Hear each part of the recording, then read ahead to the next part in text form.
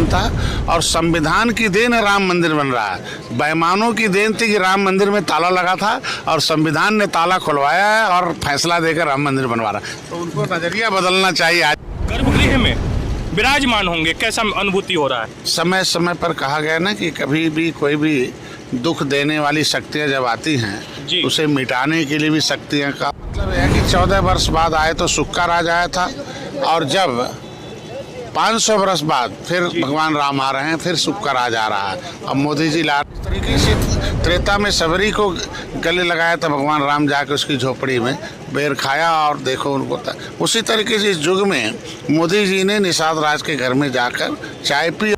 चारों शंकराचार्य जो कि भारतवर्ष के चारों दिशा के शंकराचार्य कहीं ना कहीं ये दिखते, ये कहते नजर आ रहे हैं कि अधूरा मंदिर, इस पे क्या कहेंगे? परिपूर्ण का नाम ही होता ईश्वर, क्योंकि मोदी भारतीय जनता पार्टी ने राम मंदिर की लड़ाई लड़ी है और उसका हक बनता है कि राम मंदिर कैसे बनाना है। जिसने लड़ाई लड़ी हो राम मंदिर की उसका हक बनता है बोलने का, जिसने लड़ाई नहीं लड़ी उसका हक बनता ही नहीं बोलने का।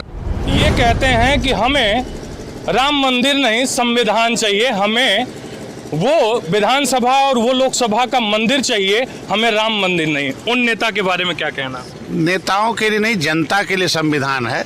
नेता तो उसकी मलाई खाता केवल। आज के दिन में जनता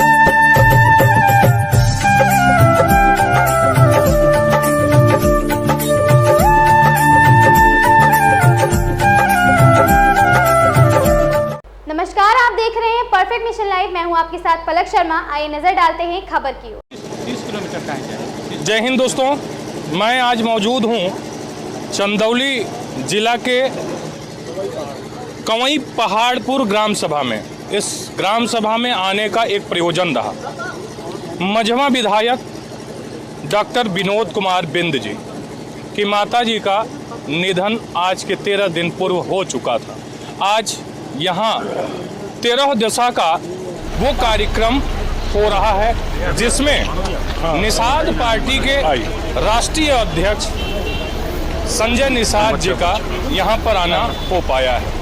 मैं बात करूँगा राष्ट्रीय अध्यक्ष महोदय से कि आज पूरे भारत ही नहीं पूरे विश्व के लिए प्रभु श्री रामचंद्र जी का मंदिर एक ऐतिहासिक निर्णय के रूप में देखा जा रहा है और मंदिर बन भी गया है। और मंदिर बनने के बाद प्रभु का गर्भगृह में जो परेशान हो रहे हैं वहाँ खाली है, स्थापना भी 22 तारीख को होगा। निषाद राज जो है भगवान को गंगा उस पार उतारने का काम किए थे। इनको क्या महसूस हो रहा है, कैसा लग रहा है? प्रभु श्री रामचंद्र जी का मंदिर दिव्य आधा अधूरा कह लिया जाए या कंप्लीट कर लिया जाए? कंप्लीट तो होगा ही, ऐसा विश्वास किया जा रहा है, क्योंकि आप के एनडीए सरकार द्वारा जो है ये जो पहल किया गया, इतनी जल्दी निर्माण आधा से भी ऊपर हो चुका है।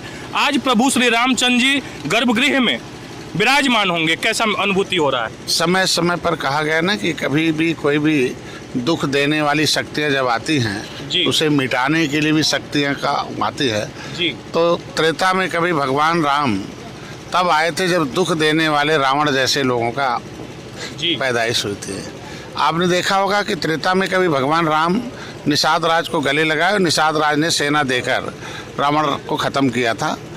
वो एक श्रृंगेरपुर एक ऐसा स्थल है कि जिस जगह के जाते वक्त भगवान राम गए और आते वक्त आए। और 14 वर्षों बाद जब भगवान राम आए तो अपने राज्याभिषेक के बाद निषाद राज को अपनी कैबिनेट में बुलाया। कहने का मतलब है कि 14 वर्ष बाद आए तो सुख का राज आया था और जब 500 वर्ष बाद फिर भगवान राम आ रहे हैं, फिर सुख का राज आ रहा है। अब मोदी जी ला रहे हैं। हम लोग गौरवान्वित हैं कि एक निषाद राज के वंशज के बेटे को इस युग में मोदी जी योगी जी ने गले लगाया है। उसका दिन आज निषाद राज की मूर्ति लग रही है। श्री राम श्रृंगेर भी सज रहा है, वहाँ भी पर्यटक स्थल घोषित है। वहाँ भी आज के दिन में 20 को 38 लाख रुपये खर्च है। निषाद राज की मूर्ति लग रही है। मंदिर के बगल में आज के दिन में जितनी भी अतिथि भवन हैं उसमें निषाद राज अतिथि भवन के रूप में आज के दिन में है। आज के दिन में माता सबरी के नाम खाने का जितना भी है वो है। आज के दिन में जितने भी महापुरुष उनके नाम से सबसे है कि आज के इस युग में जिस तरीके से त्रेता में सबरी को गले लगाया था भगवान राम जाकर उसकी झोपड़ी में बेर खाया और देखो उनको उसी तरीके से इस युग में मोदी जी ने निषाद राज के घर में जाकर चाय पी और दर्द देखा। मुगलों अंग्रेज़ों पिछली सरकारों ने कितना दर्द दिया है, उस दर्द की दवाई हैं तो मोदी हैं। हम लोगों ने तय किया है ये राम मंदिर पूरे देश का है, पूरी दुनिया का है। और आज पहले एक प्रधानमंत्री हैं कि पिछली सरकारों में कोई प्रधानमंत्री नाम नहीं लेता था, लेकिन मोदी जी गए, दर्शन भी किया, राम मंदिर भी बनाए, आज प्राण प्रतिष्ठा भी हो रही है और पर 23 तारीख के बाद सभी लोगों के लिए खोल भी दिया जाएगा। अच्छा, जैसा कि एक सवाल का मैं और जवाब चाहूँगा कि इस समय वर्तमान में चारों शंकराचार्य जो कि भारतवर्ष के चारों दिशा के शंकराचार्य कहीं ना कहीं ये दिखते ये कहते नजर आ रहे हैं कि अधूरा मंदिर, इस पे क्या कहेंगे संजय निषाद जी? परिपूर्ण का नाम ही होता है ईश्वर। ईश्वर का नाम जहाँ हो जाए परिपूर्ण है, वहाँ अधूरे की बात है। वो उनका निजी विचार हो सकता है, लेकिन लोकतंत्र में देश की जनता जज होती है, जनार्दन है और वही साइनिंग अथॉरिटी है। तो असली फैसला लेने का पावर देश की जनता को है और देश की जनता ने मोदी के बारे में फैसला लिया है। इसलिए मोदी जो भी कर रहे हैं, जो निर्णय ले रहे हैं, क्योंकि मोदी भारतीय जनता पार्टी ने राम मंदिर की लड़ाई लड़ी है और उसका हक बनता है कि राम मंदिर कैसे बनाना है। जिसने लड़ाई लड़ी हो राम मंदिर की उसका हक बनता बोलने का, जिसने लड़ाई नहीं लड़ी उसका हक बनता ही नहीं बोलने का। जो लड़ाई लड़ा है उसका हक बनता है बोलने का। मैं संजय निषाद जी से एक सवाल का और जवाब चाहूँगा कि एक ऐसे जो है नेता हमारे ही उत्तर प्रदेश के देखे जा रहे हैं, जो नेता ये कहते हैं कि हमें राम मंदिर नहीं संविधान चाहिए, हमें वो विधानसभा और वो लोकसभा का मंदिर चाहिए, हमें राम मंदिर नहीं। उन नेता के बारे में क्या कहना? नेताओं के लिए नहीं, जनता के लिए संविधान है।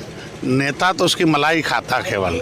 आज के दिन में जनता के लिए, हितों की रक्षा के लिए संविधान बनता है और संविधान की देन राम मंदिर बन रहा है। बेईमानों की देन थी कि राम मंदिर में ताला लगा था और संविधान ने ताला खुलवाया है और फैसला देकर राम मंदिर बनवा रहा है। तो उनको नज़रिया बदलना चाहिए आज के दिन में कि संविधान सम्मत राम मंदिर बन रहा है। इसके मतलब संविधान के बारे में पता नहीं। संविधान में 4 स्तंभ हैं, विधायिका है, कार्यपालिका, न्यायपालिका है, मीडिया है। तो न्यायपालिका ने निर्णय दिया तब राम मंदिर बन रहा है, इसलिए मतलब ये संविधान सम्मत राम मंदिर बना। बहुत ही अच्छे से, बड़े ही खूब तरीके से अपने हर एक सवालों का जवाब बड़े ही बेखूबी ढंग से देते नजर आए संजय निषाद, जो कि राष्ट्रीय अध्यक्ष हैं निषाद पार्टी के। और यहाँ तिरोदशा में मौजूद हो पाई हैं मिर्ज़ापुर की सांसद और केंद्रीय मंत्री, राज्य मंत्री अनुप्रिया पटेल भी, वो भी यहाँ पर मौजूद हैं। मैं माननीय अनुप्रिया पटेल जी से भी चाहूँगा कि आज राम मंदिर का निर्माण जी, थोड़ा मैं लेट आई हूँ, पॉलिटिकल बात नहीं करूँगी क्योंकि वाकई में ये जो आज का यहाँ का कार्यक्रम है वो विनोद बिंद की माता का वो तिरोदशा का कार्यक्रम है। इस वजह से किसी भी जो राजनीतिक बातें हैं, और कह लिया जाए राम मंदिर राजनीतिक है या धार्मिक है, ये तो जनता तय करेगी या फिर देखने वाले लोग तय करेंगे, लेकिन राजनीतिक बातों से कहीं ना कहीं कटती हुई दिखी अनुप्रिया पटेल। आप देख रहे हैं perfect mission live, Bhanu Pratap Singh के साथ जनपद चंदौली। जय हिंद दोस्तों। इस खबर में बस इतना ही, बने रहे परफेक्ट मिशन लाइव के साथ।